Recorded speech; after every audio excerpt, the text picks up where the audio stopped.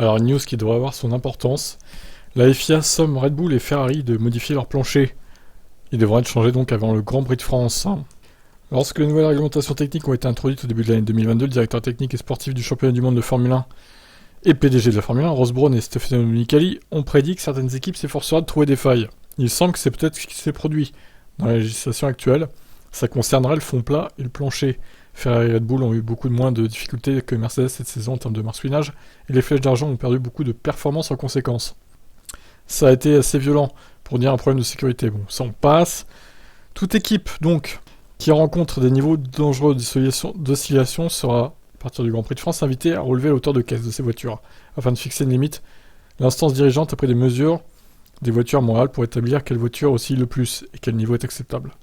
Le règlement stipule que 2 zones spécifiques du fond plat ainsi que le plancher lui-même ne sont pas autorisées à fléchir plus de 2 mm sous une pression donnée, comme le dit l'article 3.15 du règlement technique.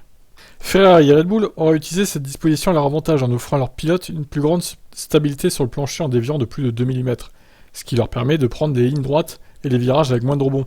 Cependant, c'est pas légal.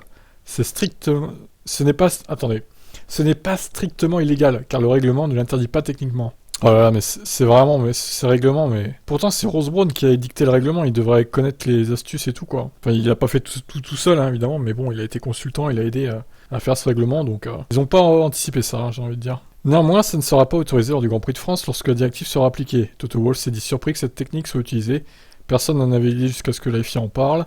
Bon, ça, l'interview de Wolff, on l'avait déjà vu, hein, de toute façon, donc c'est qu'une redite. Chauvelin a ajouté qu'en raison du fait que les 2 équipes de tête devront changer la configuration de leur plancher dans quelques semaines, les flèches d'argent pourront être remises en jeu. Lorsque cela a été révélé, nous avons réalisé qu'il y avait des opportunités que nous n'avons peut-être pas saisies ou exploitées. Donc ça ne nous affectera pas dans la façon dont nous gérons notre voiture.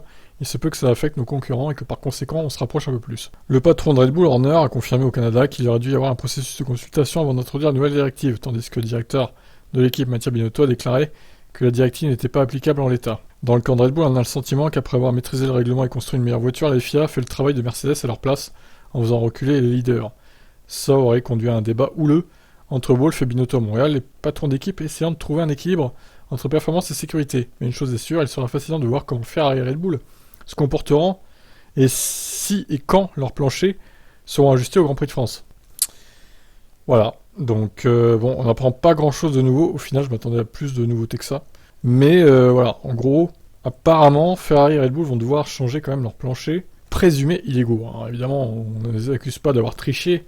Là, ce sera un peu gros, mais bon. Ils sont présumés illégaux, leur plancher. Donc, à voir ce que ça va changer.